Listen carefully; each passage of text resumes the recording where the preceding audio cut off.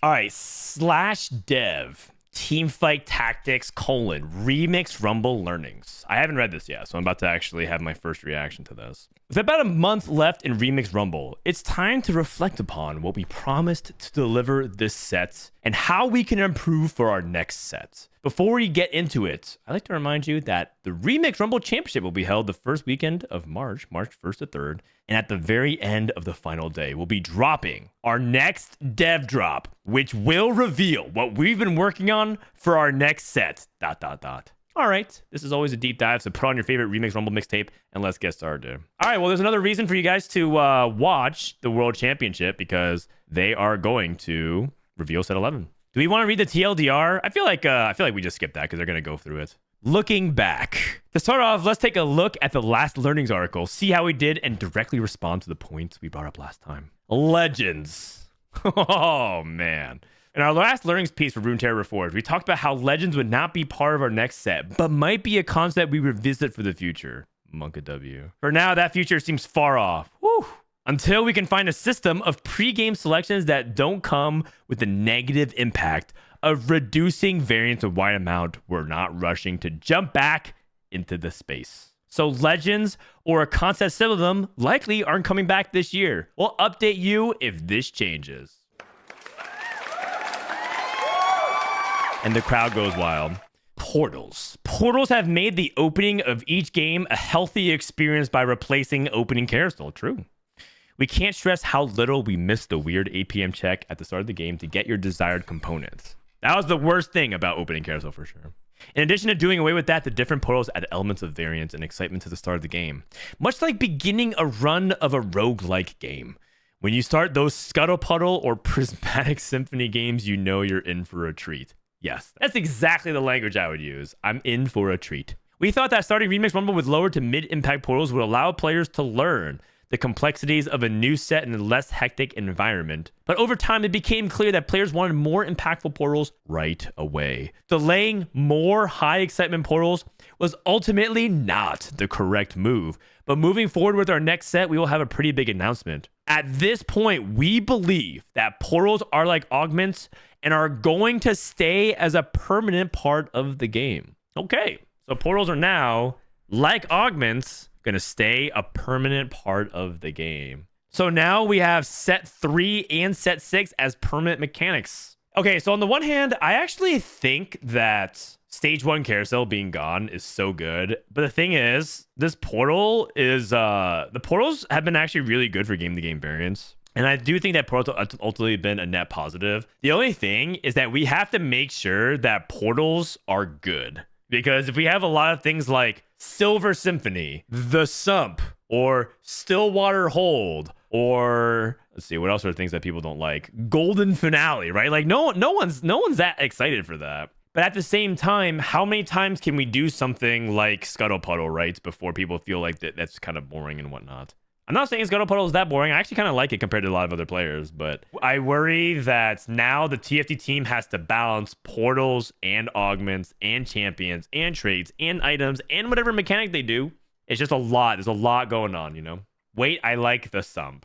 Okay, man. You don't have to be edgy so that, you're different, man. It's okay. No one liked the Sump. Not a single person. Power Bloat. This is a tougher one. We explicitly had the goal of lowering the amount of 3-star 4 and 5 costs, as they become too common in Runeterra Reforged. We did accomplish that goal, however, measures by adding level 10 and changing champ odds at level 7, 8, 9 space. However, the reality is when you nerf something like this, players who really enjoy that instant gratification of hitting those high moments are now told it happens less often, feels bad.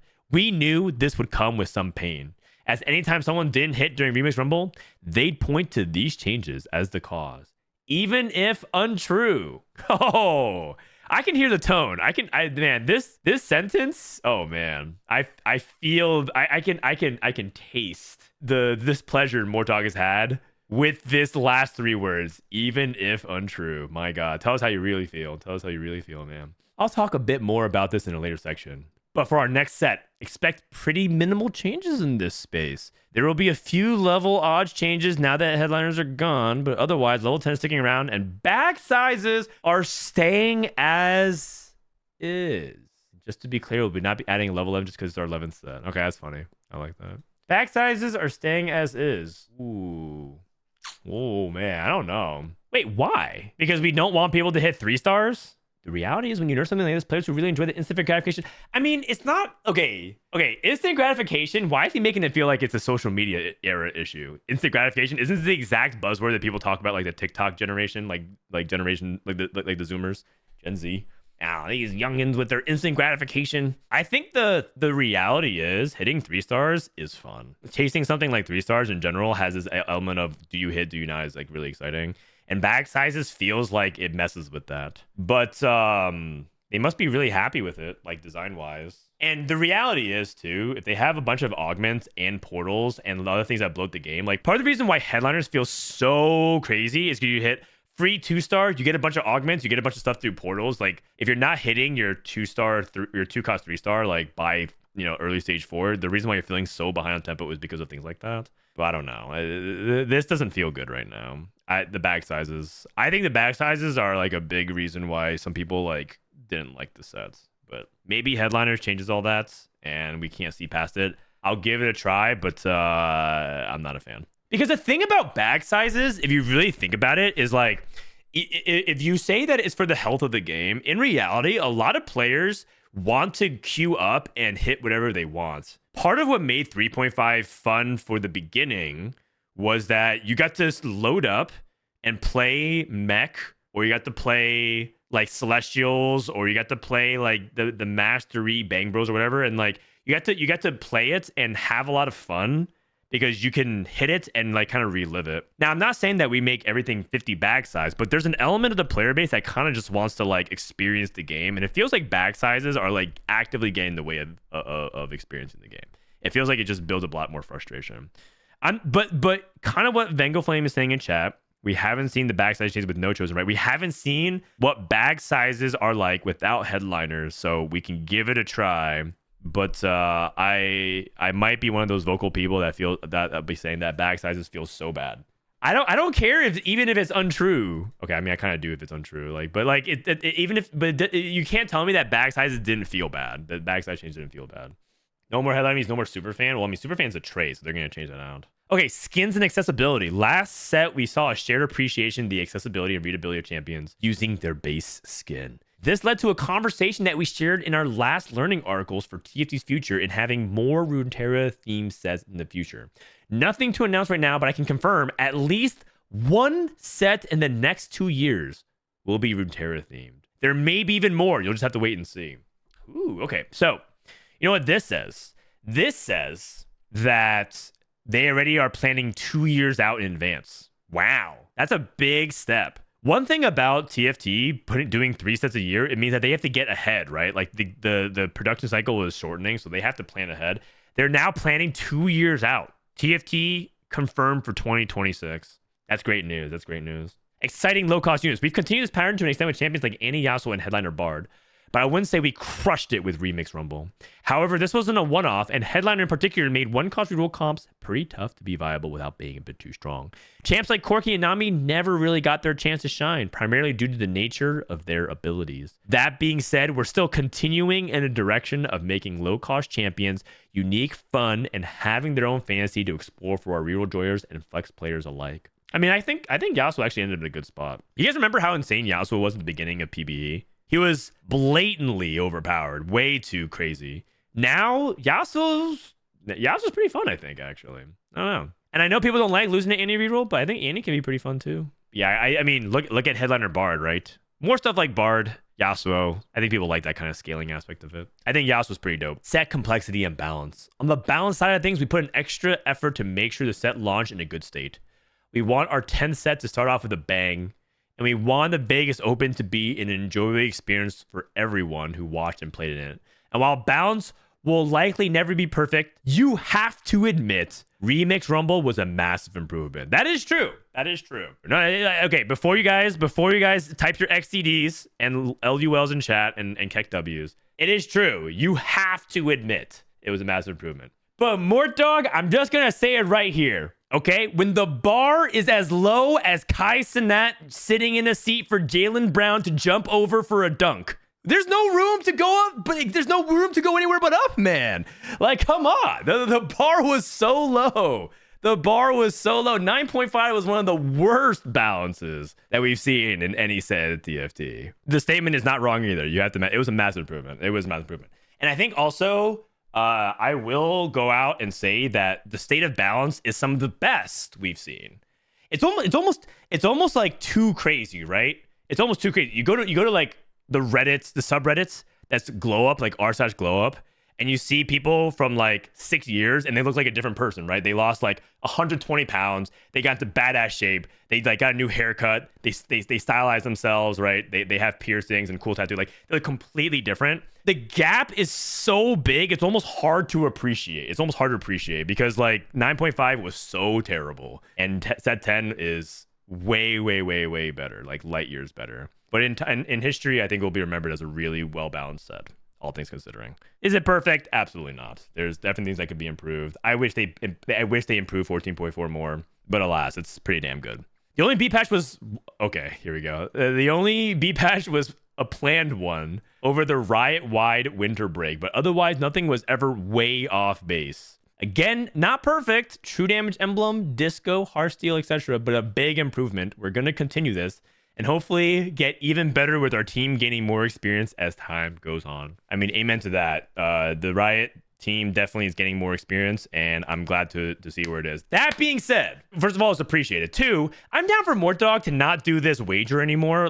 I think I appreciate the spirit of Mortdog wagering that there be no B patches. And for people who don't understand the context, Mortdog said that he bet like $500, something like that there wouldn't be a B patch. I think it created this unnecessary amount of, I'm just gonna say, toxicity around like Mortdog is only refusing to balance this thing that I don't like because he doesn't want to be wrong and fork up the money or something like that. I think it was meant as a fun challenge, but I think the result of it spinned in a way that I didn't like how the conversation was developing. People were using it as a way to attack Riot, attack more, and really outlet the frustration in a really unhealthy way. And I feel like more ego was on the line than necessary from what was at stake. I think yeah, that was Mortdog raised the stakes. He raised the stakes. And I appreciate the desire for accountability. Mortdog wants to be like, okay, look, I'm going to put my money where my mouth is, right? You have to admit that was a massive Giga Chad moment. But at the same time, I'm down for him not to make any more bets. I feel like I think it took a left turn and we haven't looked back since. Looking forward, before we kick off this section, as this is our 10th learnings article and we approach TFT being 5 years old. What the heck? Oh my God, you're right. It came out in 2019. It's almost 5 years old. Oh my God. TFT is almost as old as the average Setsuko viewer. Holy shit. This section isn't going to be full of easy wins like it used to be. TFT is becoming a pretty mature game, and we learned a lot over the years. In addition, any key learnings that do still happen might be difficult to implement immediately in the next set. Some learnings may challenge things that have been core to how we create set for years and require more times to prove our hypothesis rather than be applied in the very next set, and therefore discussed in an article like this. So if some of these come across as a more philosophical or vague promise of someday, that's why. Call it a side effect of 3 sets a year, or just part of TFT entering adult as a game. We've already begun to develop our identity, and now we're just tinkering it with as we experience new things. What's going on in chat, guys? I was just joking. Hey, I watch the Zuko a lot. I'm in there memeing just with you guys, although maybe not on my main. As we've added more systems that help with game-to-game variants like augments and portals, the need for every system to add more variants has lessened. One system that still had this was our items and loot drops. Some games you might get 3 components and 6 gold to start, and while others get 1 component, 18 gold. Ooh, gold openers. Other games you might get tome of traits, while your opponents get 1 component. This created a level imbalance that, when utilized well, could be a major factor in deciding the winner of the game. That is true. Moving forward, we want item and loot drop system to remain one of game-to-game variants, not player-to-player variants. This means that there'll be games where you start with 3 components, 6 gold, and there'll be other games where you start with 1 component and 18 gold. The difference is that every player will have the same outcome. If you drop a gold orb, you know that every player will drop a gold orb. The content of that orb will be different, but in general, you're never down resources.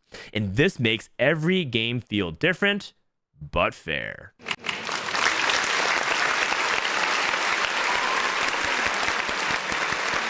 Yes, that's what I'm talking about. That's a W. And one last surprise, we're adding prismatic orbs. These will contain some of the biggest rewards that shape the game, such as Tome of Traits. I'm getting Mortdog again. No longer in gold orbs. Or even masterwork upgrades. A consumable that changes item to raid item, so be on the lookout for those. Oh my god. Oh wow. Prismatic orb drops. Well, I mean, you gotta give the streamer something to complain about. I got a tome that gave me like this anything, and this guy just gets a raid item for free? Please. What about me? All right, did I get all of them? Did I hit the streamer bingo? I think I did it. Mechanics and overall complexity. When examining our past 10 sets, the most successful set mechanics are the ones that added variability and complexity that keeps each game feeling totally fresh. Gizmos and gadgets brought augments, which had the bar set for what a successful mechanic could be in terms of variance and replayability. But sets like Galaxy, or with the Galaxy mechanic, or Runeterra Forward with portals, have made similar strides. That is also true. Also, I'm aware of, by the way, when I read a sentence wrong, I don't know, some kind of dyslexic moment happens in my brain. I just read something backwards, but it sounds fine.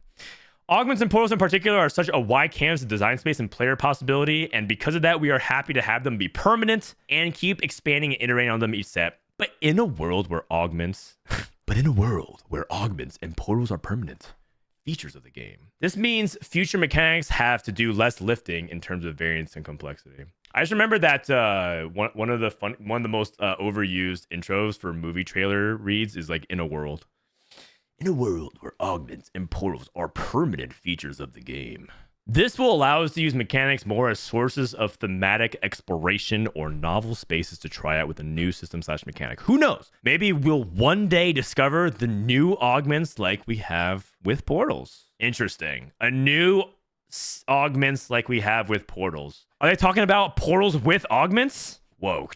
People vote on the augment on the portal? I don't know. We're excited to explore mechanics with the primary goal of being thematically resonant and novel. And while our next mechanic does add more variance, it will do so without adding significantly more complexity in a way that Headliner did for Remix Rumble. I wish I could talk about what you may encounter here, but some spoilers will have to wait. More variance. The V word. I mean, you guys love variance. No.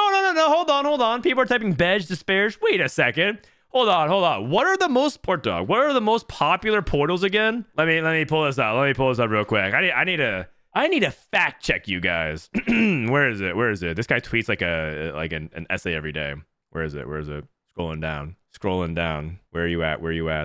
Scroll up. It's the graph. Oh, it's the graph. Okay. Yes.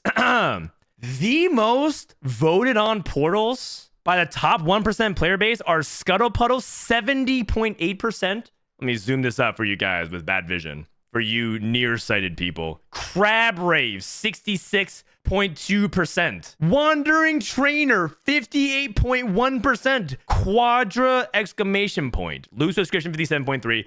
Triple Prismatic, 55.6%. You guys are voting it more often than low elo players. Low elo players are voting it 46% of the time. You guys are voting for it more often. Caught in 4K. What the next mechanic does is add more variance. You guys should be celebrating. You guys actually want it. There's some of you who don't, right? This is not 100%. High elo players, professional gaslighters, right? That's what I'm saying. Champion skill intuitiveness. As we focus on champion design each set, one thing that keeps coming up is how intuitive a champion is. Ideally, you should be able to watch what a champion does and understand it without even needing to read the tooltip. Because certain streamers are too busy gaining LP to actually read. Talking about me, chat. Too busy gaining LP. Right now, we have a few examples of where this is working, but also a few where it's not. As an example of good in Remix Rumble, you can look to champions like Nami, Jinx, Kaisa, Lux, Caitlyn, and Ahri. All female champions. Just an interesting observation there.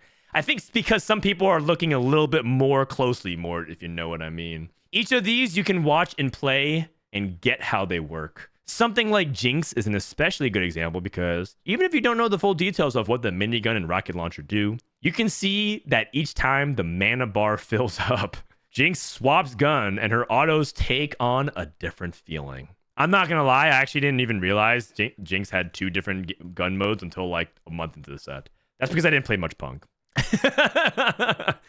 I kind of thought that her mana bar gave her like more damage, something like that, or more ability. The more of these kinds of champions we have in the game, the easier it is for players to approach that. He's not wrong. It's very true. Very true. On the flip side, let's take a champion like Neeko. She shields herself and slams down, but she also transforms into an ally. When transforming, doesn't really do anything the ally does, just kind of hops around and does a little damage. It's not super clear what she does. Am I supposed to be picking a champion to copy? Does it matter who I copy? These champs often create a bunch of confusion in how to play them, which is tough in Neeko's case because at the same time, the transformation is very true to who Neeko is as a character. So in the future, we're going to be paying extra close attention to our champions and trying to make them as intuitive as possible from a glance, with the extra details to be discovered on the tooltip. That's right, they're going to print multiple Ilias next set, confirmed. Economy traits. Economy traits like Fortune, Mercenary, Underground, Piltover, and now Heartsteel have become a staple in TFD. Despite some of the balance challenges that they present to get them just perfect, they are worth it because they are always far and away our most popular origins in the set. Caught again. Caught again. You guys are all Heartsteel haters, but you guys also love to play Heartsteel. Just admit it.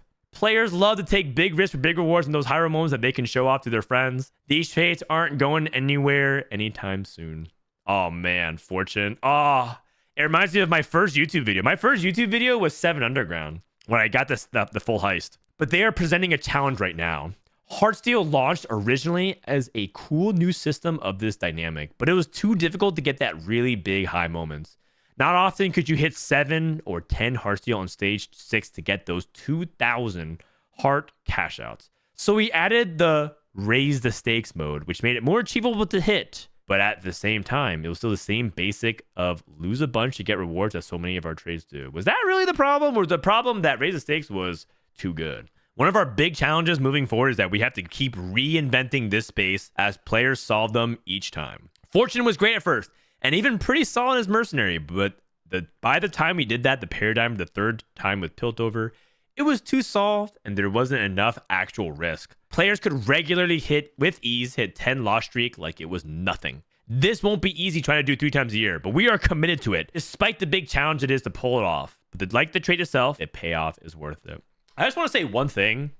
Heartsteel is by far, and you guys heard me maybe rant about this yesterday, but Heartsteel is by far the most dynamic and interesting cash out mechanic I think we've had.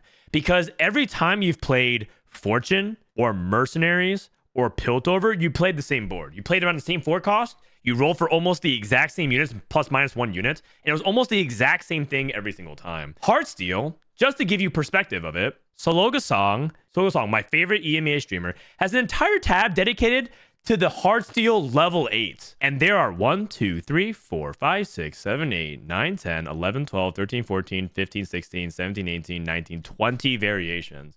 You know why you stuck with Heartsteel is because it's goddamn hard. It's difficult. It is not an easy thing to play. And this is just level 8. You're not even talking about like the level 9 variations of when to tech in certain 5 costs, right? He's talking about all these different scenarios of what you hit on your roll down of what you can play. This is a triumph. This is a triumph of Heartsteel. I think that Heartsteel is too good, but also I think it is well done. I think it's the most well done loss streak in terms of what you actually convert and play off of it that they've ever done. If you've played all the sets and you've seen everything from Fortune to Mercenaries to Piltover, you understand exactly what I'm talking about. High moments and prismatic traits. In Runeterra 4, a combination of legends and easily accessible high verticals led us to a situation where far too often people were hitting capped verticals like 9 Demacia. Ooh, bad times. With Remix Rumble, we made a conscious effort to make these much harder to fit so that the payoff could be worth it.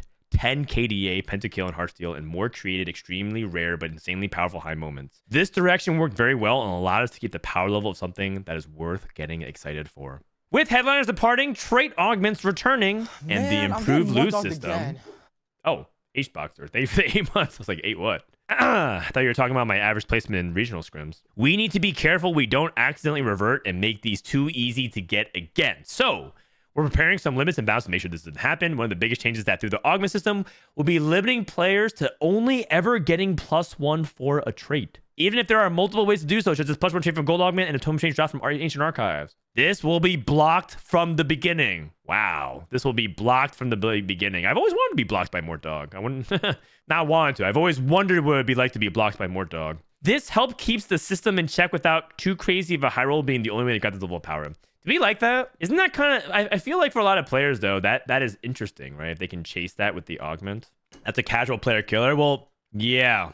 So they want things to be strong as 10 KDA and Pentakill and Heartsteel. Go ahead and dive into the stats, so shall we? You sort by highest win rate. When you get 10 Pentakill, you win 81% of the time. You top 4 97% of the time. You hit 10 KDA, you top 4 97% of the time. You win 74% of the time. And we like that. But we don't want to make it too easy to get again. So the argument for this is some people play only enough TFT games where they can only hit this like once. And if they hit 10 Pentakill and it sucks, according to what Mortdog has said, that's been a point where people quit TFT. Remember Dragons? Sorry to invoke more bad memories. Remember Dragons? You hit 12 Jade. 12 Jade.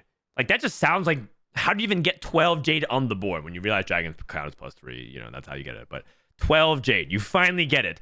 And it was terrible. And you're like, wow, I finally put everything together. All 5 pieces of the puzzle. And you end up hitting Exodia, but it turns out it sucks. You know, a top 4 is like 55% of the time. Mortdog has said that that's been a point where some players straight up just quit TFT because they feel like, wow, this game, like, like unironically, this game sucks. Like, what was that? That felt like not worth it at all. So they do like that these big payoff moments exist.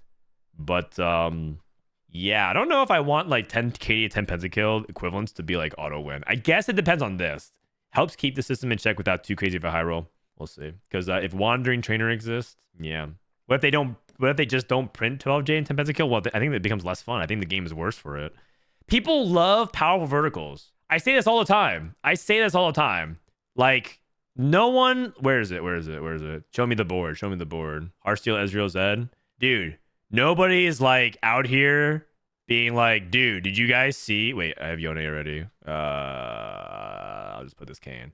Nobody's out here is like, did you see my 3 big shot, 2 bruiser, 2 crowd diver, 2 EDM, 2 jazz, 2 edgelord build? Dude, check it out. Like, nobody's saying that, man. Like, what kind of story is that to tell? TFT needs those moments to exist.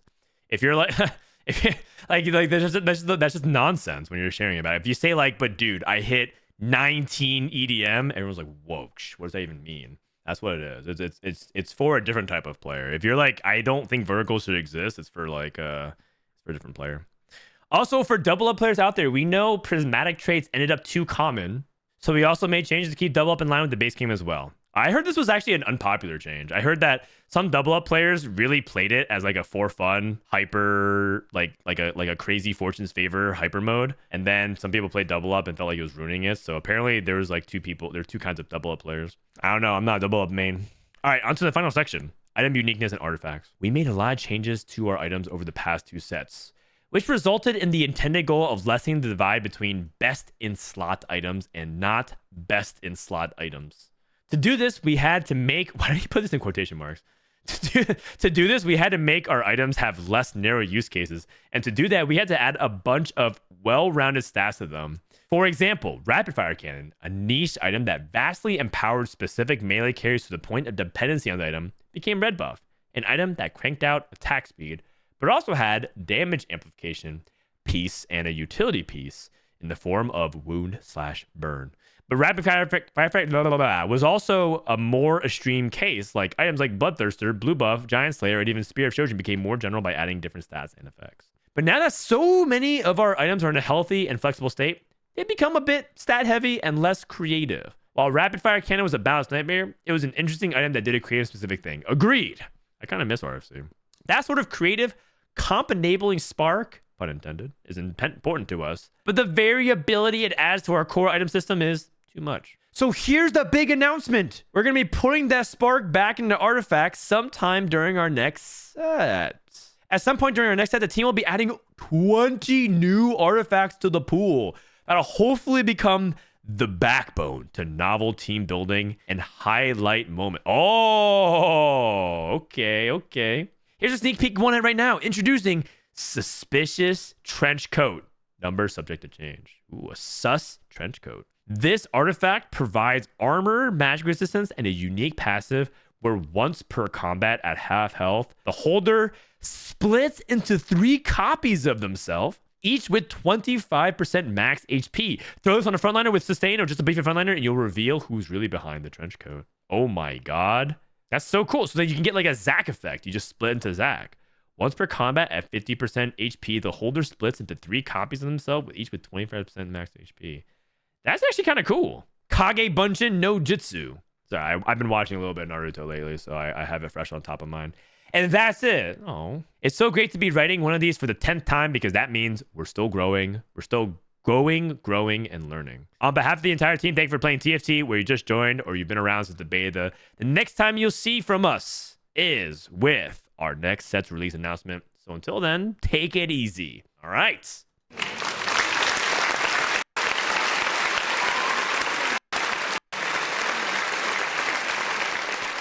Fun stuff. That was good. So TLDR, Legends not coming back. Region Portals staying forever. Man, I'm getting Mortdog again. Power Bloat. Thanks for the great content. Oh, Big Dingus. You're welcome, man. Power Bloat, trying to lower it slightly. Bag size changes staying. Sag. Skins and accessibilities. They're thinking about returning it. They're gonna make one costs fun. I mean, sure. Set complexity and balance is hard. True. More loot distribution, fairness, and interesting stuff like prismatic orbs. Mechanic and overall complexity. They're gonna try to keep it down in complexity. Want to make champions more intuitive. Economy traits are staying, and they're gonna try to do it better, but who knows if they'll be successful. Prismatic traits are staying. You're still going to lose to 10 KDA and artifacts and item uniqueness. I agree with this item stuff. Item balance is great, but they all kind of do some of the same thing, right? You're looking at the items. Let me see. You look at the items and you're like, okay, I can have Shojin, but if I don't have Shojin, I guess I could go blue buff or I can go adaptive. And like, it kind of makes it so it's all kind of the same thing, but you're like, meh, this one like charges mana, but it gives you a little bit of resistance as well. This charges mana, but you gotta attack a little bit. Okay, this is, charges mana, that gives you damage. I do agree with the item uniqueness. All right, so what do you guys think? How did you guys like the dramatic reading? Was it a little over the top?